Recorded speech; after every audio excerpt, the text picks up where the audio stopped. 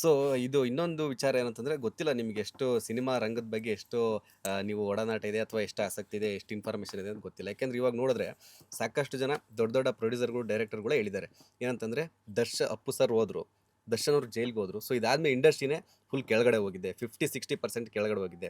ಏನೇನು ಆಗ್ತಿದೆ ಅಂತ ಗೊತ್ತಿದೆ. ಎಷ್ಟು ಒಳ್ಳೆ ಸಿನಿಮಾಗಳು ಬಂದರೂ ಥಿಯೇಟರ್ ಸಿಗ್ತಿಲ್ಲ, ಕನ್ನಡದವ್ರು ಯಾರು ಸಿನಿಮಾ ನೋಡೋದಕ್ಕೆ ಪ್ರೇಕ್ಷಕರು ಬರ್ತಿಲ್ಲ ಅಂತ. ಸೊ ಇದೇನು ಹೇಳ್ತೀರಾ ಅಂತ. ಇದು ಎಸ್, ಸಿನಿಮಾ ಇಂಡಸ್ಟ್ರಿದಲ್ಲಿ ಇರುವಂತವ್ರು ಅನೇಕ ಜನರು ನನಗೆ ಗೊತ್ತಿದ್ದಾರೆ, ಪ್ರೊಡ್ಯೂಸರ್ಸ್ ಸಹ ಗೊತ್ತಿದ್ದಾರೆ. ಹ್ಮ್. ಅಂಡ್ ಯಾರು ಇವ್ರಿಗೆ ವಿರುದ್ಧವಾಗಿದ್ದಾರಲ್ಲ ಒಬ್ರು, ಹ್ಮ್. ಅವರು ಸಹ ಸುಮಾರು ವರ್ಷದಿಂದ ಗೊತ್ತಿರೋರು. ಬಿಕಾಸ್ ನಾನು ಅದೇ ಕಾನ್ಸ್ಟಿಟ್ಯೂನ್ಸಿದಲ್ಲಿ ಇರುವಂತವಳು. ರಾಜಕೀಯದಲ್ಲಿ ನಾನು ಕಾಂಗ್ರೆಸ್ ಅಲ್ಲಿ ಇರೋದಕ್ಕೆ, ಆ ವ್ಯಕ್ತಿನೂ ಕಾಂಗ್ರೆಸ್ ಅಲ್ಲಿ ಇರೋದಕ್ಕೆ, ಉಮಾಪತಿ ಶ್ರೀನಿವಾಸ್ ಗೌಡ ಅವರು. ಸೊ ಗೊತ್ತಿರೋರೆ. ಹ್ಮ್.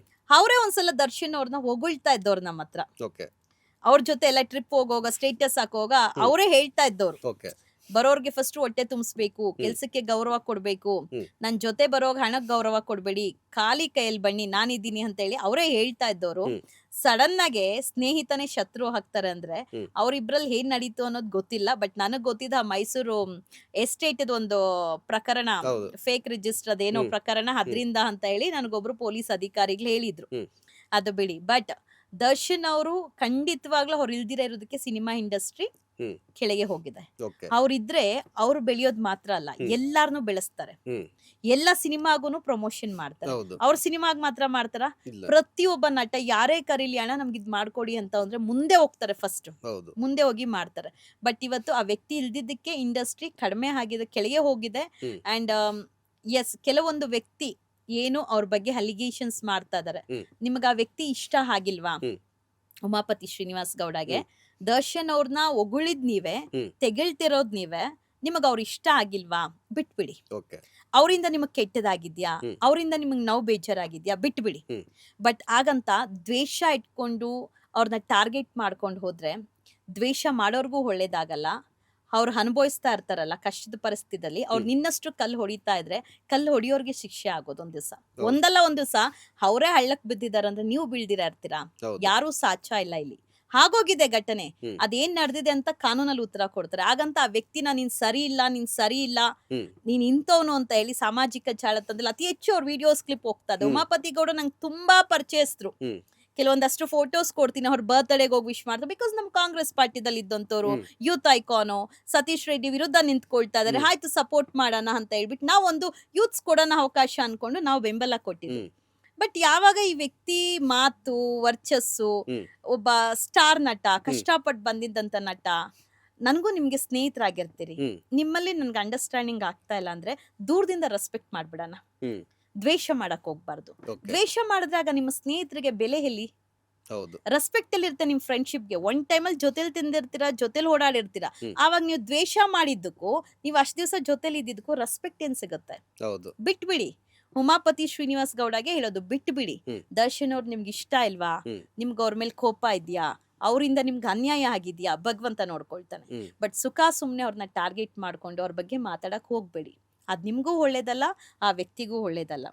ಆ ಒಂದು ಪ್ರಕರಣದಲ್ಲಿ ಅವ್ರು ಕೆಟ್ಟವರಾಗಿರ್ಬೋದು, ಬಟ್ 99 ಪ್ರಕರಣ ಒಳ್ಳೆ ಕೆಲ್ಸನೇ ಮಾಡಿದಾರಲ್ವಾ ಅವರು?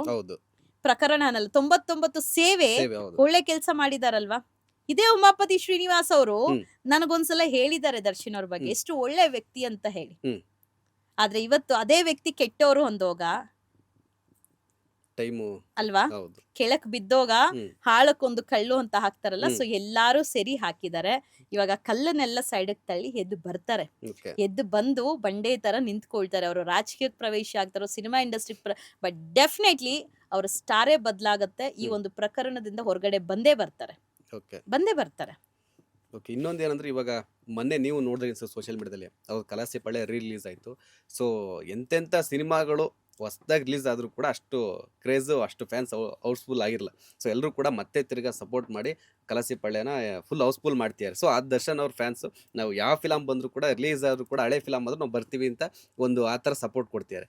ಇನ್ನೊಂದು ಏನಂತಂದರೆ, ಇವಾಗ ಒಂದು ಟೈಟಲ್ ವಿಚಾರವಾಗಿ ಬಾಸ್ ಅಂತ ಒಂದು ಟೈಟಲ್ ಇಟ್ಕೊಂಡು ಒಬ್ರು ಸಿನಿಮಾ ಕೂಡ ಮಾಡಿದ್ರು.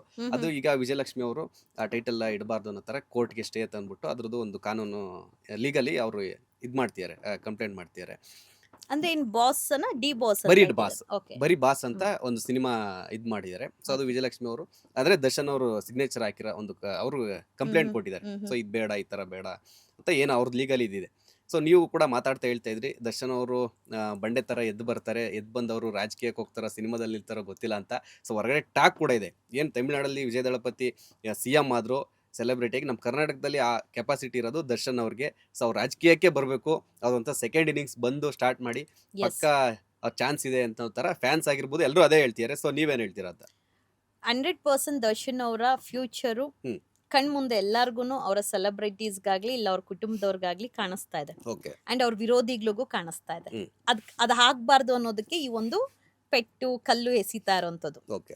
ಬಟ್ ದರ್ಶನ್ ಅವ್ರ ಮೂವಿ ಅಂತ ಕಲಾಸಿಪಳ್ಳಿ ಅಂತ ಬಂದ್ರೆ ಇನ್ನ 100 ವರ್ಷ ಬಿಟ್ಟಾಕಿ ಇವನ್ ಆ ಸಿನಿಮಾಗೆ ಅವ್ರ ಆಕ್ಟಿಂಗ್ಗೆ ಅದಕ್ಕೆ ನಾನು ಕ್ರೇಜ್. ಹ್ಮ್. ದರ್ಶನ್ ಅಭಿಮಾನಿನೇ ಆಗ್ಬೇಕಂತಲ್ಲ, ಇವಾಗ ದರ್ಶನ್ ಅಭಿಮಾನಿಗ್ಲೇ ಹೋಗೋ ಸಿನಿಮಾ ನೋಡಿರಲ್ಲ, ಹೌದು ಪ್ರತಿಯೊಬ್ರು ನೋಡ್ತಾರೆ. ಹೌದು ಇವಾಗ ಅವ್ರ ಸಿನಿಮಾ ಬಗ್ಗೆ ವಿರೋಧ ವ್ಯಕ್ತಪಡಿಸ್ಬೇಕಂದ್ರೆ ಸಿನಿಮಾ ನೋಡಿದ್ರೆ ಅಲ್ವಾ ಕಮೆಂಟ್ ಮಾಡಕ್ ಸಾಧ್ಯ. ಹೌದು. ಹ್ಮ್. ಪ್ರತಿಯೊಬ್ರು ಹೋಗಿ ಸಿನಿಮಾ ನೋಡಿರ್ತಾರೆ. ಕಳಾಸಿಪಲ್ಲಿ ಇನ್ನು 100 ವರ್ಷ ಬಿಟ್ಟರು ಅದು ಸಕ್ಸಸ್ 100 days ಓಡುತ್ತೆ. ಹ್ಮ್. ಅಂಡ್ ಅವ್ರಿಗೆ ಲೈಫ್ ಟರ್ನಿಂಗ್ ಆಗಿದ್ದಂತ ಒಂದು ಸಿನಿಮಾ ಅಂದ್ರೆ ಸಾರಥಿ. ಹ್ಮ್. ಅವರು ಜೈಲಿಂದ ರಿಲೀಸ್ ಆಗಿ ಬಂದೋಗ ಸ್ಟಾರ್ಟಿಂಗ್ ಅಲ್ಲಿ ಹೌದು ಅಲ್ಲಿ ಅವ್ರ ಸ್ಟಾರ್ ಬದಲಾಯ್ತು. ಬಟ್ ಆ ಸ್ಟಾರ್ ಬದಲಾಗಿ ಸಾರಥಿ ಹೆಂಗ್ ತಗೊಂಡೋಯ್ತು ಹೇಳಿ ಹೌದು ಮೂವಿ ಅವ್ರದ್ದು ಹೌದು. ಸಕ್ಸಸ್ ಯಾವ ಲೆವೆಲ್ ತಗೊಂಡೋಗಿ ನಿಲ್ಸ್ಬಿಟ್ರು. ಹ್ಮ್. ಅಂಡ್ ವಿಜಯಲಕ್ಷ್ಮಿ ಅವ್ರು ಯಾವ್ದೋ ಒಂದು ಸ್ಟೇ ತಗೊಂಡ್ ಬಂದಿದ್ದಾರೆ ಹೌದು. ಬಾಸ್ ಅನ್ನೋ ಹ್ಮ್. ಮೂವಿಗೆ. ಅದು ನನಗೆ ಗೊತ್ತಿಲ್ಲ ಹ್ಮ್. ಸೀರಿಯಸ್ಲಿ. ನಂದು ಸೋಷಿಯಲ್ ಮೀಡಿಯಾ ಫೇಸ್ಬುಕ್ ಅದು ಇನ್ಸ್ಟಾ ಎಲ್ದಿರ ಇರೋದಕ್ಕೆ ನಾನು ಅದ್ ನೋಡಿಲ್ಲ. ಅದ್ ಗೊತ್ತಿದ್ರೆ ನಾನು ಮಾತಾಡ್ತಾ ಇದ್ದೆ. ಹ್ಮ್.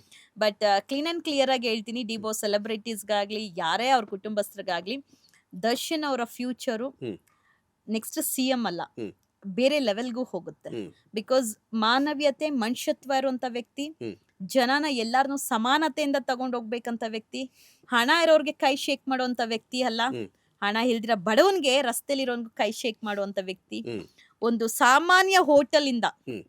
ಅವರು ರಸ್ತೆ ಸೈಡ್ ತಿನ್ನೋದು, ಫುಟ್ಪಾತ್ ಅಲ್ಲೇ ತಿನ್ನೋದು, ಅವ್ರು ಎಲ್ಲೇ ಹೋಗ್ಲಿ ಹ್ಮ್. ಸಾಮಾನ್ಯ ವ್ಯಕ್ತಿಗಳನ್ನ ಬೆಳೆಸುವಂತ ವ್ಯಕ್ತಿ ಹ್ಮ್. ಇನ್ನ ರಾಜ್ಯವನ್ನ ಹಾಳೋದಕ್ಕೆ ಹೇಳಿದ್ರೆ ಖಂಡಿತವಾಗ್ಲೂ ರಾಜ್ಯ ಬದಲಾವಣೆ ತರೋದಿಲ್ವಾ? ಹ್ಮ್. ತಂದೆ ತರ್ತಾರೆ. ಅವ್ರು ರಾಜಕೀಯಕ್ಕೆ ಬರ್ಬೇಕು ಅನ್ನೋಂಥದ್ದೇ. ಬಿಕಾಸ್ ಅವ್ರ ವರ್ಚಸ್ ಇವಾಗ ನೋಡಕ್ ಹೋದ್ರೆ hmm. Definitely will be a very good politician in future.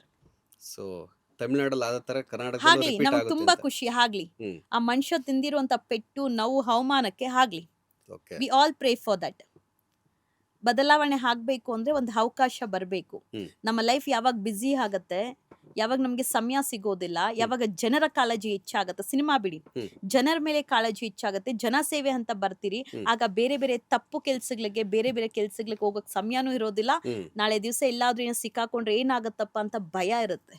ಹೌದು. ಭಯ ಇರುತ್ತೆ. ದರ್ಶನ್ ಅವ್ರ ಪ್ರಕರಣ ಒಂದು ಎಕ್ಸಾಂಪಲ್ ಹೇಳ್ತೀನಿ. ಪ್ರತಿಯೊಬ್ಬರಿಗೂ ಈ ಒಂದು ಪ್ರಕರಣ, ಹ್ಮ್. ಇವತ್ತೊಬ್ರು ಸೆಲೆಬ್ರಿಟಿ ಇರ್ಬೋದು, ರಾಜಕಾರಣಿ ಇರ್ಬೋದು, ಅವರ ಪತ್ನಿಯರ ಕೈ ಇಟ್ಕೊಂಡು ಓಡಾಡ್ತಾ ಇದಾರೆ ಹೊರತು ಹ್ಮ್. ಬೇರೆ ಅಫೇರು ಇನ್ನೊಂದು ಓಡಾಡ್ತಾ ಇಲ್ಲ. ನೋಡಿ, ಹೌದು. ಆ ಒಂದು ಕೇಸು ಅದೊಂದು ಬದಲಾವಣೆ ಆಯ್ತು. ಹ್ಮ್. ಹ್ಮ್. ಹೌದು. ಎಲ್ಲರಿಗೂ ಲವರ್ಸ್ ಇರ್ತಾರೆ, ಎಲ್ಲರಿಗೂ ಬೇರೆ ಬೇರೆ ಅಕ್ರಮ ಸಂಬಂಧ ಇರುತ್ತೆ. ಆದ್ರೆ ಈ ಒಂದು ಪ್ರಕರಣ ಹ್ಮ್. ಇದಾದ್ಮೇಲೆ ಪ್ರತಿಯೊಬ್ರು ಅವ್ರ ಹೆಂಡತಿರ್ ಜೊತೆ ಓಡಾಡ್ತಾರೆ, ಹ್ಮ್. ಹೆಂಡತಿರ್ ಕೈ ಹಿಡ್ಕೊಂಡೇ ಓಡಾಡ್ತಾರೆ. ಈ ಒಂದು ಚೇಂಜಸ್ ಹ್ಮ್. ಹ್ಮ್. ಹ್ಮ್. ಏನಕ್ಕಂದ್ರೆ ಹೆಂಡತಿ ಅವತ್ತಿದ್ರೇನು ಹೆಂಡತಿನೇ. ಹೌದು. ಈ ಪ್ರಕರಣ ಚೇಂಜಸ್ ಕೊಟ್ಟಿದ್ದಾರೆ. ಫಸ್ಟ್ ನಾನು ನೋಡ್ತಾ ಇರ್ಲಿಲ್ಲ, ಹ್ಮ್. ಹೆಂಡತಿನೇ ತೋರಿಸ್ತಾ ಇರ್ಲಿಲ್ಲ, ಹ್ಮ್. ಸಿಂಗಲ್ ಅನ್ನೋದು ಗೊತ್ತಿಲ್ಲ, ಮ್ಯಾರಿಡ್ ಅನ್ನೋದು ಗೊತ್ತಿಲ್ಲ. Okay. ಈಗ ಹಂಗಿಲ್ಲ. ಹ್ಮ್. ಅವರ ಫ್ಯಾಮಿಲಿ ಜೊತೆನೆ ವಿಡಿಯೋಸ್ ಹಾಕ್ತಾರೆ, ಫ್ಯಾಮಿಲಿ ಜೊತೆನೆ ಇರ್ತಾರೆ, ನಾವು ಫ್ಯಾಮಿಲಿ ಮೆಂಬರ್ಸ್ ಅನ್ನೋ ತರ ತೋರಿಸ್ಕೊಳ್ತಾರೆ. ಹ್ಮ್. ಸೊ ಅದು ಚೇಂಜಸ್ ಆಗಿದ್ದು ಈ ಒಂದು ರೇಣುಕಾಸ್ವಾಮಿ ಪ್ರಕರಣದಿಂದ. ಓಕೆ. ಲೇಟೆಸ್ಟ್ ಹಾಗೂ ಇಂಟ್ರೆಸ್ಟಿಂಗ್ ಸುದ್ದಿಗಳಿಗಾಗಿ ಬಾಸ್ ಟಿವಿ ಕನ್ನಡ ಚಾನೆಲ್ನ ಸಬ್ಸ್ಕ್ರೈಬ್ ಮಾಡಿ. ಹಾಗೆಯೇ ಬೆಲ್ ಐಕಾನ್ ಪ್ರೆಸ್ ಮಾಡಿ. ಇದರ ಜೊತೆಗೆ ಫೇಸ್ಬುಕ್, ಇನ್ಸ್ಟಾಗ್ರಾಮ್, ಎಕ್ಸ್ನಲ್ಲೂ ಮಿಸ್ ಮಾಡದೆ ಫಾಲೋ ಮಾಡಿ.